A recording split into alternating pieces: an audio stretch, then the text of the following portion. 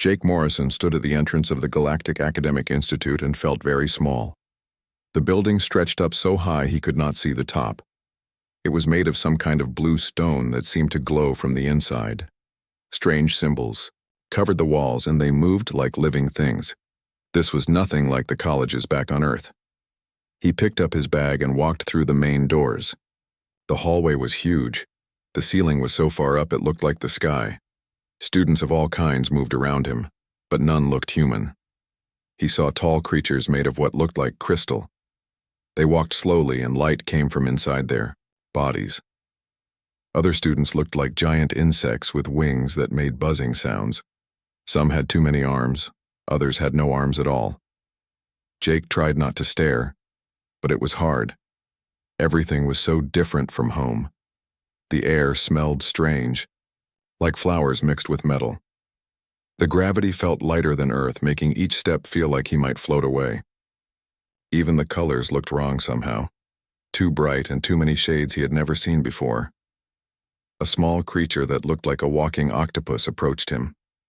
It held a small device that beeped and then spoke in perfect English. "You are the human Jake Morrison, yes? I am Guide Helpful. Follow me to your first class." Jake nodded and followed the creature down a long hallway. Other students moved out of their way, but not in a friendly manner. They pressed against the walls and whispered to each other. Jake could not understand their languages, but he knew they were talking about him. Some pointed at him with whatever they used for fingers. Others made sounds that might have been fear or disgust. "Why are they all staring at me?" Jake asked Guide Helpful. The octopus creature's tentacles wiggled in what might have been embarrassment. "You are from Earth, yes? Earth is classified as Class 7 Deathworld. Most students here are from Class 1 or Class 2 worlds, safe worlds. Peaceful worlds. They have heard stories about Deathworlders." Jake felt his heart sink. He had hoped things would be different here. Back on Earth, when he got accepted to the exchange program, everyone said he was lucky. Only 3 humans out of millions had been chosen. But now he wondered if lucky was the right word. They entered a huge classroom that could have held 1,000 students. The ceiling was clear, showing the purple sky of Zarian Prime. 3 suns hung in the sky, casting everything in strange light. The desks were all different shapes and sizes to fit different kinds of students. Jake saw 2 other humans sitting together in the back corner. He recognized them from the orientation videos. Katie Sullivan had red hair and always looked serious. Ryan Chen was tall and thin and liked to make jokes. They were the only other humans in the program. He started to walk toward them, but Guide Helpful stopped him. "Your assigned seat is here," the creature said, pointing to a desk near the front. It was far from the other humans and surrounded by empty seats. None of the alien students wanted to sit near him. Jake sat down and tried to look confident. The desk was made for someone his size, which was nice after seeing all the strange furniture. He pulled out his notebook and tried to ignore the stares and whispers around him. More students entered the classroom. He saw the crystal beings up close now. They were beautiful in a scary way, like living diamonds. Their light patterns changed as they talked to each other. The insect students had huge compound eyes that seemed to look in all directions at once. There were blue-skinned creatures with gills on their necks who kept spraying water on themselves. Others looked like floating balls of light with no solid form at all. Everyone was different, but they all had one thing in common. They all stayed away from Jake. A student that looked like a small tree with legs sat down 3 seats away from him. This was closer than anyone else had come. The tree creature had tiny flowers for eyes and bark for skin. It kept looking at Jake and then looking away quickly. "Hello?" Jake said quietly. "I'm Jake." The tree creature made a sound like wind through leaves. A small device on its desk translated. "I am sprout growing in morning light. You are the Deathworlder, yes?" "I'm from Earth, if that's what you mean." Sprout growing in morning lights. Flower eyes opened wider. "Is it true that your world has creatures that eat other creatures while they are still alive?" Jake thought about lions hunting zebras, sharks eating fish, even humans eating animals. Well, yes. That's how nature works. The tree creature moved its chair farther away. terrible," it whispered. "So terrible." Before Jake could explain that not all life on Earth was violent, a new sound filled the room. It was deep and rumbling, like distant thunder. All the students became quiet and turned toward the front of the class. A huge creature entered the room. It walked on two legs like a human, but it was at least 8 feet tall. Its skin was green and covered in scales. Its head was long like a crocodile, with teeth that showed even when its mouth was closed. Its eyes were yellow and seemed to see everything at once. "Good morning, students," the creature said. Its voice was deep and powerful. "I am Professor HFY. Welcome to Xenobiology 101. The professor's eyes found Jake in the crowd. For a moment they stared at each other. Jake felt like the professor was judging him, trying to figure out if he was dangerous. Finally, Professor HFY looked away.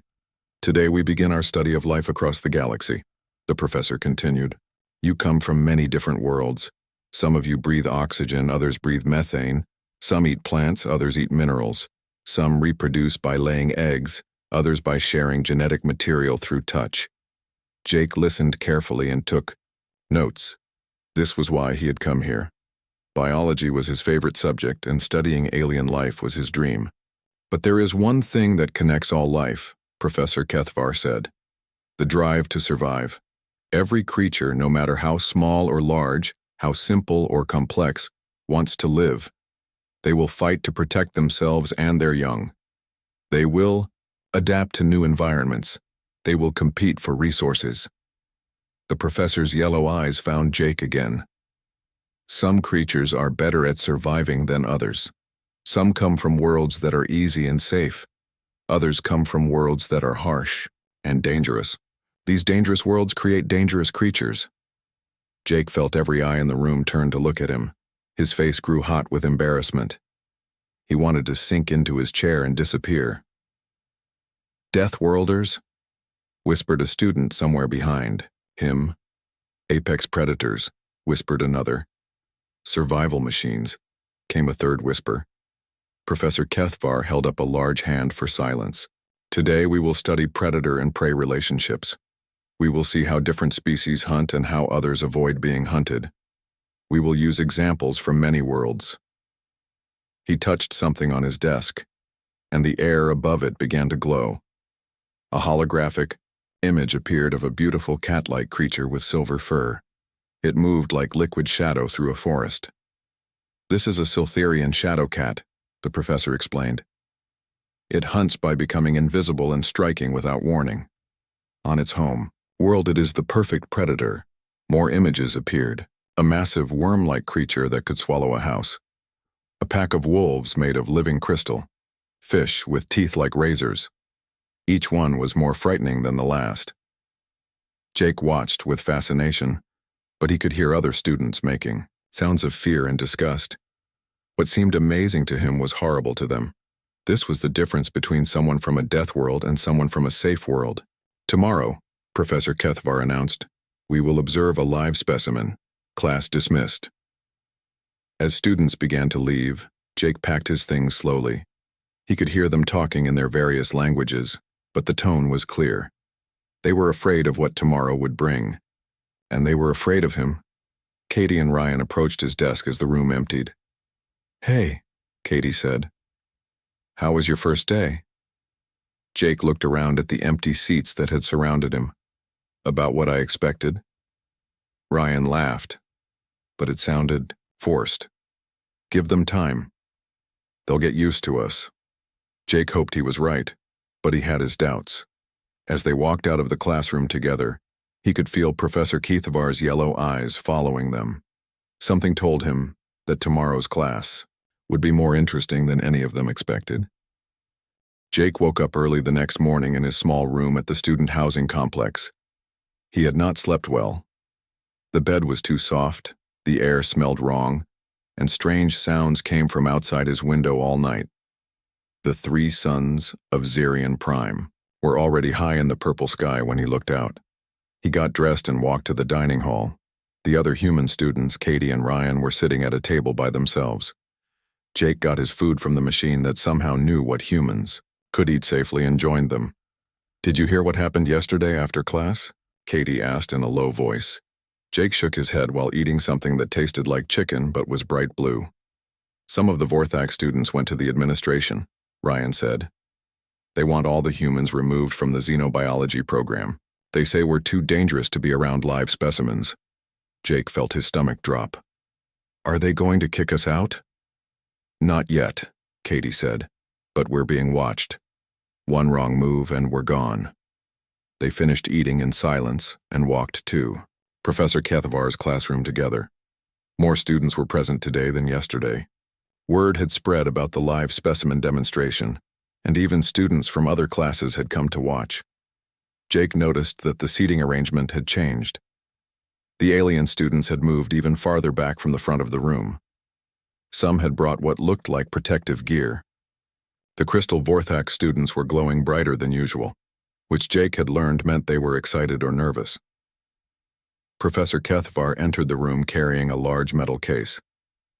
His yellow eyes swept over the students before settling on Jake for a moment. Jake could not tell what the professor was thinking. "Today we observe a living predator," Professor Kethavar announced. His deep voice filled the room. "This will help you understand how these creatures move, hunt, and think. It is much different from watching recordings or holograms." He placed the metal case on his desk and began connecting cables to various machines. The air above his desk shimmered, and a large clear barrier appeared. It was like a giant invisible box made of energy. "This is a military-grade containment field," the professor explained. "It can hold a creature weighing up to 5 tons. The energy barrier is impossible to break through. You are completely safe."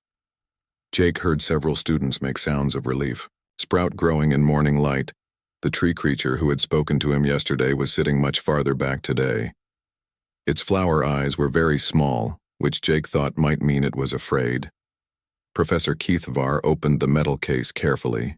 Inside was another smaller case, and inside that was an even smaller one. Each case had multiple locks and warning symbols. Finally, he opened the last case and pulled out what looked like a small metal ball. "This contains our specimen," he said. "It has been kept in suspended animation for transport. When I activate this device, the creature will wake up inside the containment field." He pressed a button on the ball and quickly placed it inside the energy barrier. For a moment, nothing happened. Then the ball began to glow and expand. The light grew brighter and brighter until Jake had to squint to look at it. When the light faded, there was a creature inside the barrier that made Jake's breath catch in his throat. It looked like a panther from Earth, but larger and more muscular. Its fur was silver and seemed to move like liquid metal. It had 6 legs instead of 4, each ending in claws that looked sharp enough to cut through steel. Its head was sleek and beautiful, with large ears that moved constantly, listening to everything. But it was the eyes that caught Jake's attention. They were bright violet and full of intelligence. "This is a Xerian stalker," Professor Kethavar said. "It is the apex predator of this world. It can run faster than most vehicles, jump 20 feet straight up, and its claws can tear through most metals. Its hearing is so good it can detect a heartbeat from 100 yards away." The creature inside the barrier was magnificent and terrifying at the same time. It moved around the space with fluid grace, testing the walls of its prison with gentle touches of its paws. When it realized it was trapped, it sat down and began studying the room full of students. Jake was fascinated. He had never seen anything like it. The way it moved reminded him of big cats on Earth, but there was something more. It seemed to be thinking, planning, watching everything with those intelligent violet eyes. The other students were much less comfortable. The insectoid Zephyrians were making high-pitched buzzing sounds that hurt Jake's ears. The blue-skinned Aquarians were spraying themselves with water more frequently, which Jake had learned meant they were stressed. Even the floating energy beings seemed dimmer than usual. "Notice how it moves," Professor Kethavar continued. "Every step is calculated. It wastes no energy. This is the result of millions of years of evolution on a world where only the most efficient predators survive." The stalker's head turned toward Jake. For a moment their eyes met through the energy barrier. Jake felt like the creature was looking into his soul, measuring him, trying to figure out what kind of threat he might be. Then it looked away and continued its examination of the room. "It's beautiful," Jake whispered, not realizing he had spoken, out loud. Several students turned to stare at him in shock. Beautiful was not a word they would use for something so dangerous. Professor Kethvar's yellow eyes found Jake again. "Interesting perspective, Mr. Morrison. Most students find predators frightening rather than beautiful." Jake felt his face grow hot with embarrassment, but he did not take back his words. The creature was beautiful, in the same way a thunderstorm or a volcano was beautiful. Dangerous, yes, but also amazing. "Now observe its hunting instincts," the professor said. He pressed another button and a small robot appeared inside the containment field. It looked like a metal mouse and began running around the space. The change in the stalker was immediate and shocking. Its whole body went tense, its ears pointed forward, its violet eyes locked onto the moving robot with laser focus. It dropped into a crouch that reminded Jake of cats hunting birds in his backyard on Earth. Then it moved. Jake had never seen anything so fast. The stalker covered the distance to the robot in less than a second. Its claws extended and struck with perfect precision. The robot was destroyed instantly, torn apart like paper. The students in the classroom made various sounds of shock and fear. Some of the smaller species actually fainted. Others began moving toward the exits. "Remarkable reflexes," Professor Kethvar said calmly. "The strike took 0.3 seconds from decision to completion. Most prey animals would have no chance of escape." The stalker sat down again, looking pleased with itself. It began cleaning its claws with a long purple tongue, just like a house cat after catching a mouse. Jake was amazed by what he had just seen. The speed, the precision, the perfect control. It was like watching a master artist at work. But he could see that the other students felt very differently. "Are there more questions about predator behavior?" Professor Kethvar asked. A Vorthak. Student's crystal body flashed with light patterns that the translator converted to speech. "How do we protect ourselves from such creatures?" "Evolution," the professor replied. "Prey species develop better senses, faster speed, better camouflage, or other defenses. It is an endless arms race between hunter and hunted." The stalker seemed to be listening to the conversation. Its head tilted slightly, and its ears moved toward the sound of voices. Jake wondered how much it could understand. "What about intelligence?" Jake asked. "Can prey animals outsmart predators?" Professor Kethvar nodded approvingly. "An excellent question. Yes, intelligence can be a very effective defense. Some species have developed complex social structures, tool use, and problem-solving, abilities to avoid predation." As if responding to their conversation, the stalker stood up and walked to the edge of the containment field. It reached out with one paw and touched the energy barrier. Sparks flew where its claws made contact, but the barrier held firm. Then, something started to go wrong. The lights in the classroom flickered. A low humming sound began to fill the air. Jake noticed that the sparks from the energy barrier were getting bigger and more frequent. Professor Kethvar looked at his control panel with concern. "That's odd," he muttered. His large, scaled fingers moved quickly over the controls, but the humming sound was getting louder. The stalker backed away from the barrier, its ears flat against its head. Even it could sense that something was not right. "Professor?" Katie called out from the back of the room. "Is everything okay?" Before he could answer, alarms began blaring throughout the building. Red lights flashed and an automated voice began speaking in multiple languages. Jake could understand the English version. "Emergency in Laboratory 7. All personnel evacuate immediately." The humming sound became a high-pitched whine. The energy barrier began to flicker like a broken light bulb. The stalker crouched low, ready to spring. "Everyone remain calm," Professor Kethvar shouted over the noise, but Jake could hear the worry in his voice. "The containment system is experiencing a minor malfunction." It was not minor. Sparks were flying from the control panel now. The energy barrier was fading in and out like a dying fire. Through the flickering light, Jake could See the stalker watching everything with those intelligent violet eyes waiting for its chance. The moment the energy barrier disappeared, chaos exploded throughout the classroom. Students screamed in dozens of different languages. The sound was like nothing Jake had ever heard before, a mixture of terror from creatures who had never faced real danger in their lives. The crystal Vorthak students flashed so brightly with panic that they hurt to look at.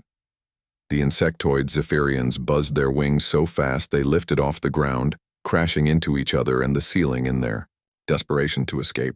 The blue-skinned Aquarians were spraying water everywhere, filling the air with a salty mist. The tree-like students tried to root themselves to the floor but kept getting knocked over by the stampede of fleeing bodies. Sprout growing, in mourning. Light fell down right in front of Jake. The small tree creature's flower eyes were wide with terror and its bark was turning black with fear. Jake reached down to help it up, but Sprout pulled away from him and crawled toward the exit instead. In the center of all this panic stood the Xerian stalker. It was magnificent and deadly, its silver fur rippling with muscle as it turned its head from side to side, taking in the chaos around it. Its violet eyes were bright with confusion and growing anger. This was not its forest home. These were not the sounds and smells it knew. Everything was wrong, and when a predator felt trapped and confused, it became dangerous. Professor Kethavar was shouting commands and trying to reach his emergency controls, but sparks were still flying from his equipment. His large reptilian body moved fast for something so big, but Jake could see the fear in his yellow eyes. Even a creature as impressive as the professor was afraid of the freed predator. Katie and Ryan were pressed against the back wall with the other students trying to squeeze through the exit doors. But there were too many bodies trying to get out at once. Students were getting stuck, pushing and shoving in their panic. The exit was blocked by a mass of terrified aliens. And through it all, the stalker stood perfectly still in the center of the room, watching everything with those intelligent eyes. It was not attacking yet, but Jake could see the tension in its body. It was like a loaded spring ready to explode into motion at any moment. Then the stalker's gaze found Jake. Everyone else was running away or cowering in fear, but Jake Morrison was standing perfectly still, watching the predator with calm eyes. The stalker tilted its head slightly, studying this strange two-legged creature that was not acting like prey. Jake felt something deep inside his brain wake up. It was older than civilization, older than language, older than fire. It was the part of his mind that had kept his ancestors alive when they were just another species of prey animal, trying to survive on the dangerous world called Earth. Every human carried this ancient knowledge, but most never needed to use it. Jake needed it now. While chaos raged around him, Jake made a decision that shocked everyone in the room. Instead of running away from the predator, he took a step toward it. The stalker's ears snapped forward. Its violet eyes locked onto Jake's brown ones. For a moment, the entire universe seemed to consist of just the two of them, predator and potential prey, measuring each other across 10 feet of classroom floor. Jake spread his arms wide, making himself look bigger. It was an instinct he did not even know he had, something written into his genes by millions of years of human evolution. He stood up straighter, pushed his shoulders back and met the stalker's gaze without blinking. The noise in the classroom began to quiet as students realized something impossible was happening. The soft human, the weak creature from the Deathworld, was facing down one of the galaxy's most dangerous predators. "Jake, what are you doing?" Katie screamed from the back of the room. "Get away from that thing." But Jake did not move.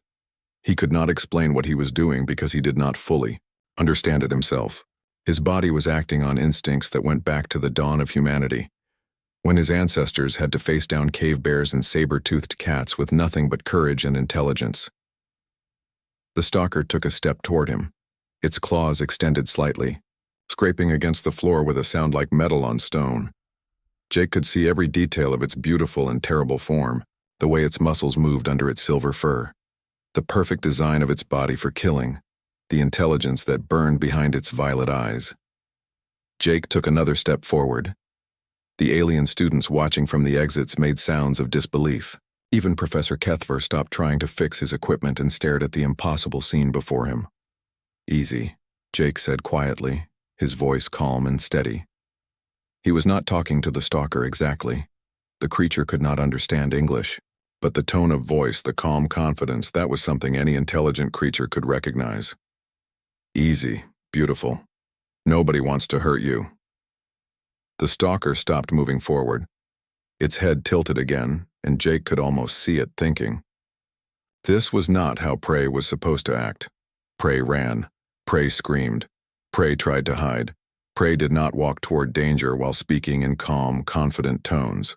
Jake continued moving slowly and steadily, not directly toward the stalker, but at an angle, like he was circling it. His eyes never left the predator's face. He kept his movements smooth and deliberate, nothing sudden or jerky that might trigger the creature's hunting instincts. That's right, he continued in the same quiet voice. You're confused. This isn't your home. You don't know where you are or what these sounds and smells mean. I understand. The stalker began to mirror his movements, turning to keep facing him as he circled. They were like two dancers following an ancient pattern, predator and potential, prey locked in a deadly ballet. Jake picked up a lab stool without taking his eyes off the stalker. Several students gasped, thinking he was going to use it as a weapon. But Jake held it carefully, not threatening, just extending his reach and making himself appear even larger. The stalker's eyes followed the stool, calculating. Jake could almost see it thinking, measuring distances and angles. But something was different now. The predator was no longer seeing him as easy prey. Jake was showing all the signs of another predator, something that might be dangerous to fight. You're scared, Jake said, still moving in that slow circle. You're in a strange place with strange smells and strange sounds. Your instincts are telling you to fight because you can't run. But you don't really want to fight, do you? Fighting is dangerous, even for a perfect predator like you. Behind him, Jake could hear Professor Kethvar speaking quietly into his communication device, calling for security and emergency teams. But Jake knew they would not arrive in time if the stalker decided to attack. This was between him and the magnificent creature before him. The stalker made a sound, something between a growl and a purr. It was not aggressive exactly. More like it was trying to communicate, to figure out what Jake was and what he wanted. I know, Jake replied, as if he understood. This is all wrong. You should be in a forest somewhere, hunting real prey, not trapped in a room full of strangers. Someone made a mistake and now you're paying for it. The circling continued. Other students were slowly backing out of the room, but some remained, frozen in place by the incredible scene before them. A human was having a conversation with a Zerion stalker, and somehow, impossibly, it was working. The stalker's posture began to change slightly. The aggressive tension left its shoulders. Its claws retracted. It was still alert and ready to fight if necessary, but it was no longer actively hunting. Jake felt some of the tension leave his own body, but he did not relax his guard. The situation was still dangerous. One wrong move, one sudden sound, and everything could go wrong in an instant. Security teams are 3 minutes away, Professor Kethvar whispered. 3 minutes. Jake had to keep this up for 3 more minutes. He continued his slow circling, continued his quiet talking, continued to project calm confidence, even though his heart was beating fast enough to power a spacecraft. The stalker sat down. The simple action sent a wave of shock through the watching students. Sitting was not an aggressive posture. It was the position of an animal that was alert but not immediately planning to attack. Jake allowed himself a small smile. Good choice, he said softly. Much better than fighting. Fighting is messy and someone always gets hurt. But even as he spoke, Jake knew this was far from over. The stalker was calmer now, but it was still a wild predator in an artificial environment. Until security arrived with proper equipment, anything could happen. And Jake Morrison, a 22-year-old human from Earth, was the only thing standing between a room full of helpless students and one of the galaxy's most dangerous creatures. Time moved very slowly in the classroom. Jake could hear his own heartbeat in his ears. He could smell his own sweat mixed with the strange sense of alien fear and confusion. Every breath felt important. Every small movement might decide if he lived or died. The Xerian stalker remained sitting, but its violet eyes never left Jake's face. Its ears moved constantly, picking up every sound in the room. The soft breathing of hidden students, the electrical buzzing from broken equipment, the distant sound of security teams running through the hallways of the building. Jake continued his slow circling, but now he was thinking more clearly. The immediate panic was over. The stalker was not attacking, which meant Jake had time to really look at the situation. And what he saw changed everything. The creature was not hunting. It was scared. Jake had grown up watching nature documentaries about earth animals. He had spent summers camping with his grandfather, learning to read the behavior of wild creatures. He knew the difference between a predator that was hunting and one that was afraid. The stalker's body language was all wrong for hunting. Its tail was low, not high. Its ears were moving nervously, not focused forward. Its breathing was too fast. This was not a monster looking for something to kill. This was a confused and frightened animal that wanted to go home. "You're lost, aren't you?" Jake said softly, still moving in that careful circle. "This place is nothing like your forest, too many strange smells, too many loud noises, everything is wrong." The stalker made that sound again, the one that was part growl and part purr. Its head tilted as if it was actually listening to Jake's words. Jake knew it could not understand English, but maybe it could understand the feeling behind the words. Behind him, Jake heard Professor Kethvar whispering into his communication device. "The human student has somehow calmed the specimen. Do not enter with weapons active. Repeat, do not use aggressive tactics." Jake was glad to hear that. If security burst in with stunning weapons and nets, the stalker would panic again. Everything Jake had accomplished would be lost and someone would probably die. 2 minutes, the professor whispered to Jake. 2 more minutes. Jake could do this for 2 more minutes, but as he continued circling, he realized something else. The stalker was getting more restless, not less. Its eyes kept moving toward the exits. It was starting to understand that it was trapped, and trapped predators were the most dangerous kind. Jake made a decision that surprised even himself. Instead of continuing to circle, he began to move slowly toward the emergency exit. Not the main doors where most students had fled, but a smaller exit that led to the laboratory prep rooms. The stalker's eyes followed his movement. When Jake took a step toward the exit, the creature stood up. When Jake stopped, it sat down again. It was learning to read Jake's intentions just like Jake was reading its behavior. "That's right," Jake said encouragingly. "The exit. You want to get out of here, don't you? This room is like a cage to you." Very slowly, Jake began backing toward the emergency exit. The stalker stood up and followed, but not in an aggressive way. It moved carefully, watching Jake's face, matching his pace. They were like dance partners who had found their rhythm. Step by step, Jake led the magnificent predator across the classroom. Other students pressed themselves against the walls, hardly daring to breathe. Professor Kethvar followed at a safe distance, ready to help but not knowing how. "The emergency exit leads to laboratory storage room C," the professor whispered. "It's much smaller than this room. The creature might feel more secure there." Jake nodded slightly without taking his eyes off the stalker. A smaller space might indeed help.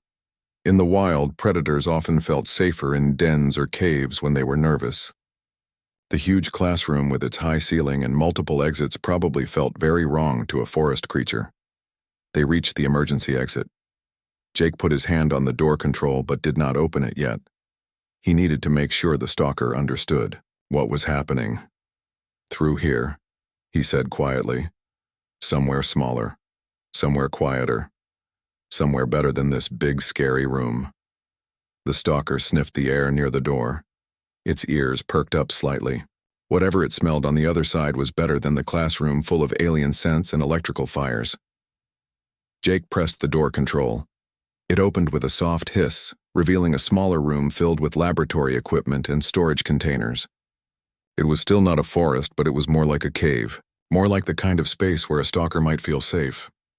The predator looked through the doorway, then back at Jake. For a moment, Jake thought it might not understand what he was offering.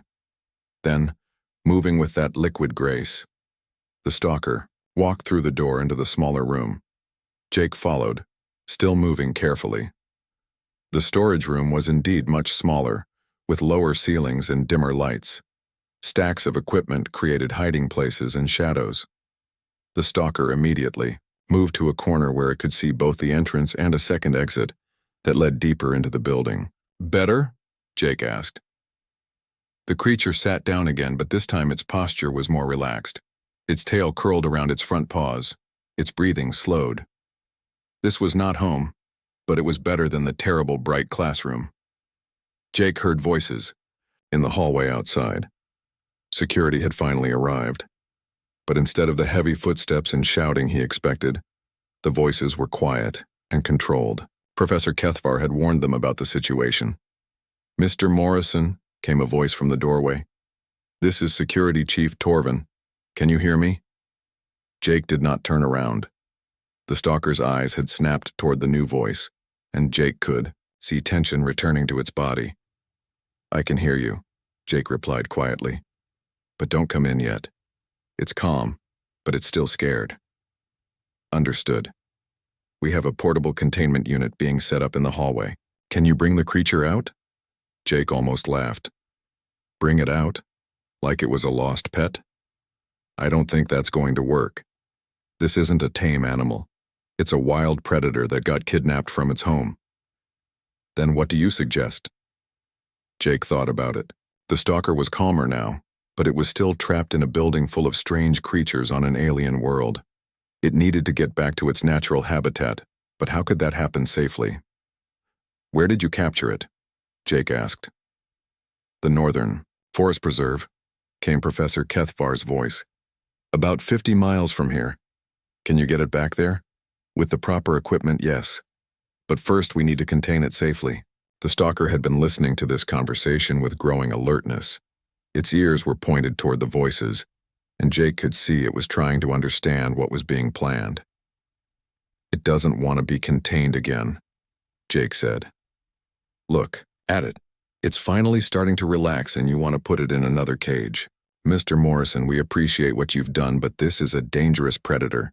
We cannot simply walk it through the hallways like a domestic animal." Jake looked at the stalker, and the stalker looked back at him. In those violet eyes, Jake saw intelligence, fear, and something that might have been trust. This magnificent creature had been ripped away from its home, put on display like a thing in a museum, and then set free by accident in a world it did not understand. All it wanted was to go back to its forest. "What if there's another way?" Jake said suddenly. "What do you mean?" Jake's mind was racing. He remembered something from his biology classes on Earth, something about animal behavior and stress responses. Predators in the wild don't like being followed or chased, but they can be guided if they think they're making their own choices. "I don't understand." "Give me a path," Jake said. "Clear the hallways between here and wherever you have your transport. Then let me see if I can guide it out. Not force it. Not chase it, but guide it." There was a long silence from the hallway. Jake could imagine the security team trying to decide if this crazy human plan had any chance of working. "That is highly irregular," Chief Torvin finally said. "So is having a human talk a Xerian stalker into a corner," Jake replied. But it worked. The stalker made its sound again, that mix of growl and purr. It was looking at Jake intently, as if it knew they were talking about its future. "All right," came the voice from the hallway. "We'll try it your way, but if anything goes wrong..." "If anything goes wrong, I'll be the first one it kills," Jake said simply. "I understand the risk." As security began clearing a path through the building, Jake sat down across from the stalker in the storage room. Two predators from different worlds, taking a moment to understand each other before the next part of their strange journey began. Jake sat quietly in the storage room with the Xerian stalker for what felt like hours, but was probably only 10 minutes. The creature had curled up in its corner, still alert, but much more relaxed than before. Its violet eyes watched Jake with what he thought might be curiosity rather than fear. "The path is clear," came Chief Torvin's voice from the hallway. "All students and staff have been moved to safe areas. Transport vehicle is waiting at the north exit." Jake stood up slowly, making sure not to startle the stalker. The creature immediately became more alert, rising to its feet with that liquid grace that still amazed him. "Time to go home," Jake said softly. "Back to your forest where you belong." He began walking toward the door that led deeper into the building. The stalker hesitated for a moment, then followed. Jake could hear its claws clicking softly on the floor behind him. The hallway outside was empty and quiet. Emergency lights cast strange shadows on the walls, but at least there were no crowds of panicking students. Jake walked slowly and steadily, checking over his shoulder to make sure the stalker was still following. It was like leading the world's most dangerous pet through a maze. The stalker stayed about 6 feet behind him, close enough to attack if it wanted to, but far enough away that it did not feel trapped. Every few steps, it would stop to sniff the air or listen to sounds that Jake could not hear. They passed through 3 more hallways and 2 laboratory areas. Jake could see security cameras tracking their movement, and he knew that dozens of people were watching this impossible parade. A human student leading a wild predator through a galactic academic institution, like they were old friends. When they reached the north exit, Jake could see the transport vehicle through the glass doors. It looked like a cross between a truck and a spaceship with heavy armor and multiple safety systems. The back doors were open, showing a large cage inside. The stalker saw the cage too. Its ears went flat against its head, and it backed away from the doors. "I know," Jake said quickly. "You don't like cages, but this one is different. This one takes you home." He pressed his hand against the glass door and looked out at the vehicle. Then he looked back at the stalker and tried to explain with gestures and tone of voice what was going to happen. "Transport," he said, pointing at the vehicle. "Home," he added, pointing toward the distant forest that could be seen beyond the parking area. "Forest, trees, your territory." The stalker tilted its head, those intelligent eyes moving between Jake, the vehicle, and the forest beyond.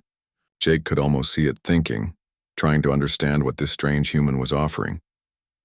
Chief Torvin appeared at the far end of the hallway, keeping his distance but ready to help if needed. "Mr. Morrison, the cage has been equipped with scent markers from the capture site. The creature should recognize the smell of its territory."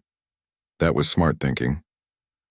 Jake nodded approvingly, then turned back to the stalker. "Smell," he said, pointing at the transport. "Home smell, forest smell." The stalker approached the glass doors cautiously. Its nostrils flared as it tested the air coming from outside. Suddenly, its whole body changed. Its ears perked up. Its tail lifted, and it made a sound Jake had not heard before. It was almost like a chirp of excitement. It could smell home. Jake opened the doors carefully. The stalker bounded outside with more energy than it had shown all day. It ran straight to the transport vehicle and began sniffing around the open cage. Whatever scent markers the security team had used, they were working perfectly. Without any hesitation, the magnificent predator jumped into the cage. It turned around once, looked at Jake through the bars, and lay down on what looked like soft bedding made from forest materials. "Incredible," Chief Torvin said, approaching slowly. "In 20 years of security work, I have never seen anything like that." Jake felt a strange mixture of pride and sadness. He was proud that his plan had worked, that no one had been hurt, that the stalker would get to go home. But he was also sad to see the beautiful creature caged again, even if it was only temporary. The transport team began securing the cage and preparing for departure. The stalker watched all this activity with calm eyes. It seemed to understand that this was the way back to its forest. "Mr. Morrison," came a familiar deep voice. Professor Kethvar approached, his yellow eyes filled with something that might have been respect. "What you did today was remarkable. How did you know the creature was not hunting?" Jake thought about how to explain it.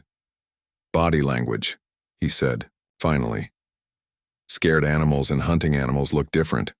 This one was scared, not hungry. And you could tell the difference?" "Humans have to be good at reading dangerous animals," Jake replied. "Our world taught us that skill or we died." Professor Kethvar nodded slowly. "Perhaps there is more to Deathworld evolution than we realized." The transport was ready to leave. The team leader, a tall alien with blue skin and 4 arms, approached. "Jake, would you like to come with us for the release?" The creature seems to respond well to your presence. Jake looked surprised. Is that allowed? Under the circumstances, I think we can make an exception, Chief Torvin said. Your methods were unorthodox, but extremely effective. The ride to the forest preserve took about an hour. Jake sat in the front of the vehicle where he could see the stalker in its cage. The creature had fallen asleep, finally relaxed enough to rest. Jake found himself studying its perfect form, the way its silver fur caught the light, the powerful muscles beneath its skin. When they reached the release site, the stalker was immediately alert. It could smell the trees, hear the sounds of its native environment. The team carefully moved the cage to a clearing and prepared to open it. Stand back, Mr. Morrison, the team leader warned. Once we open this cage, there's no controlling what happens next. Jake moved to a safe distance but stayed where the stalker could see him. When the cage door opened, the creature bounded out with joy that was beautiful to watch. It ran in circles, sniffed trees, and rolled in the familiar dirt of its home. Then it stopped and looked back at Jake. For a long moment, human and predator looked at each other across the clearing. Jake raised his hand in a small wave. The stalker tilted its head, made that chirping sound once more, and then bounded into the forest and disappeared among the trees. The ride back to the institute was quiet. Jake stared out the window, thinking about everything that had happened. When they arrived, he was surprised to see crowds of students waiting outside the building. As soon as Jake got out of the transport, the questions began. Students from dozens of species surrounded him, all talking at once in their various languages. The translators could barely keep up. How did you know what to do? Were you not afraid? Could you understand what it was thinking? Is it true that all humans can do this? Jake tried to answer as best he could, but the attention was overwhelming. Finally, Katie and Ryan pushed through the crowd and rescued him. Come on, Katie said. Let's get you somewhere quiet before you become a zoo exhibit yourself. They walked to the student center, but even there, Jake could not escape the attention.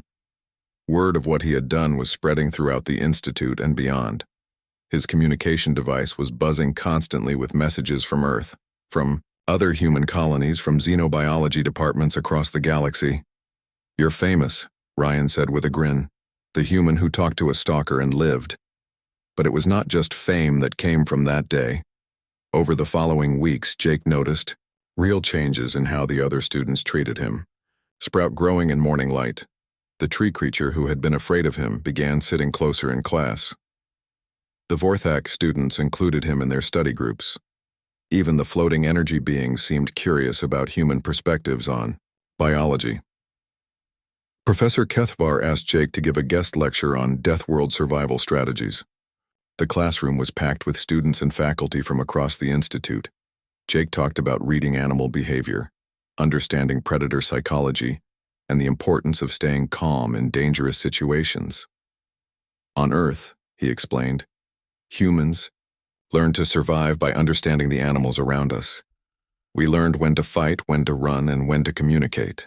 Every human carries this knowledge even if we don't realize it. After the lecture, a Zephyrian student approached him. Would you teach us more about this? About reading the behavior of dangerous creatures? Soon, Jake was leading weekend expeditions to study the local wildlife. Students who had once been afraid of the scary human were now eager to learn from him. They discovered that Jake could predict animal behavior with remarkable accuracy, spot signs of illness or stress that others missed, and find safe ways to observe even dangerous species. The Galactic Academic Institute began developing new courses based on Jake's teachings. Interspecies communication and predator psychology became some of the most popular classes on campus.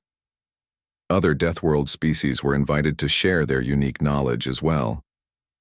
Katie and Ryan found their own specialties. Katie discovered she had a talent for understanding pack dynamics in social species.